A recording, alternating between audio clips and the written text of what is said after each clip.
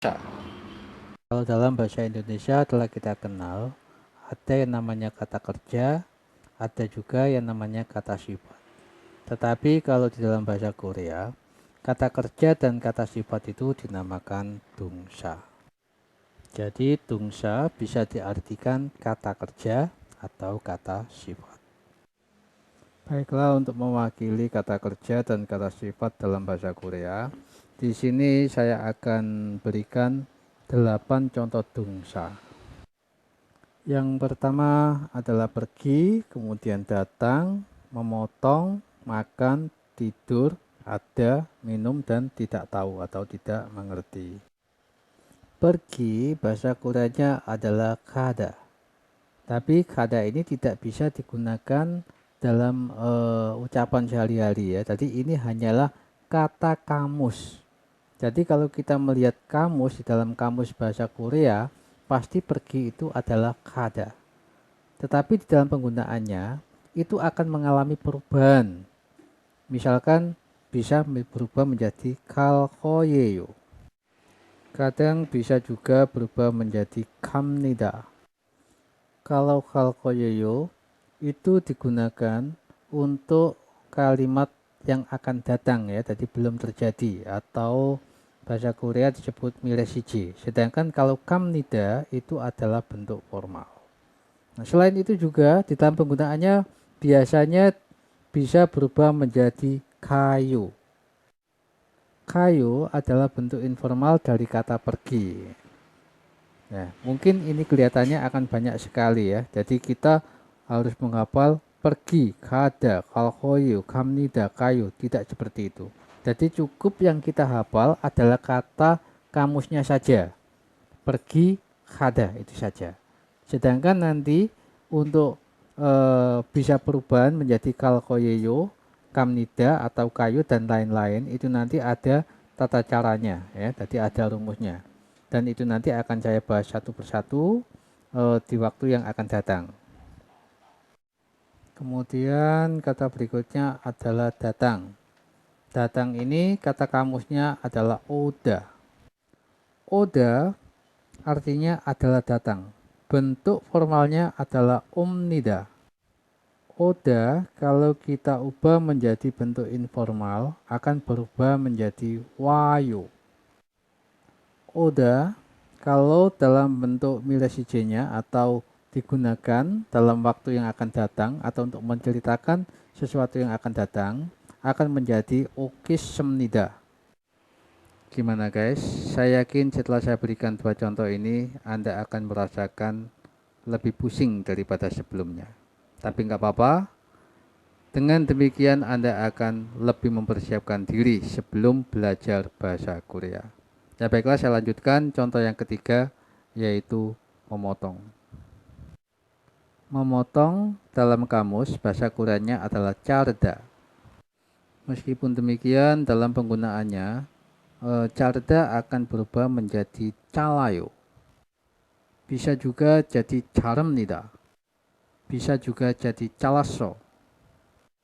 Bisa juga jadi calaso. Oke, kita lanjut sekarang makan. Maksud saya bahasa Koreanya makan ya. Kalau dalam bahasa kamusnya, makan itu adalah mokta. Mungkin di dalam drama Korea, Anda akan menjumpai seorang anak meminta ibunya untuk makan ya. Dia akan bilang, "Omoni, capsuseo." Tapi di sini kenapa kok tidak pakai mokta? Kok pakai capsuseo?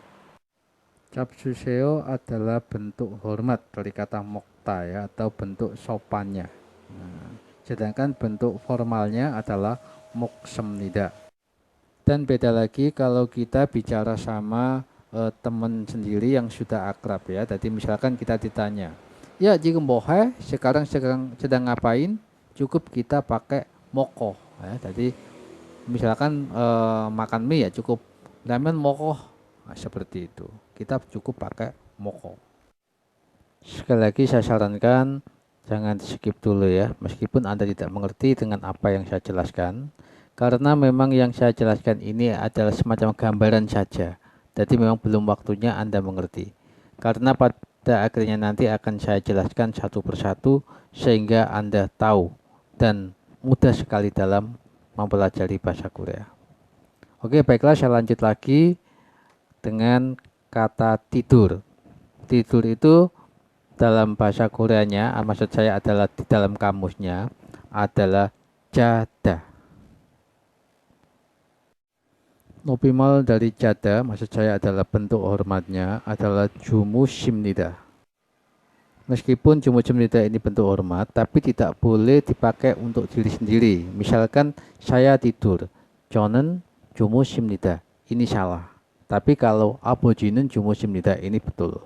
Ya. Tapi kalau untuk diri sendiri, kita cukup pakai cayo saja. Atau bentuk formal kita pakai camnida. Kemudian ada, dalam bahasa kamusnya adalah isda. Bentuk hormatnya atau nominalnya adalah gyeseyo.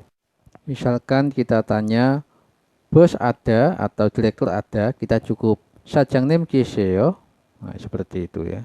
Dan gyeseyo ini adalah bentuk hormat yang informal. Sedangkan bentuk hormat yang formal adalah gyesimnida. Tetapi kalau untuk benda atau barang, kita cukup pakai isemnida atau bentuk formalnya ya, atau bentuk informal. Kita cukup pakai isoyo. Misalkan kita tanya guntingnya ada di mana, kita cukup pakai 가위가 어디에 있어요. Nah, cukup seperti itu. Jadi kita tetap pakai isoyo.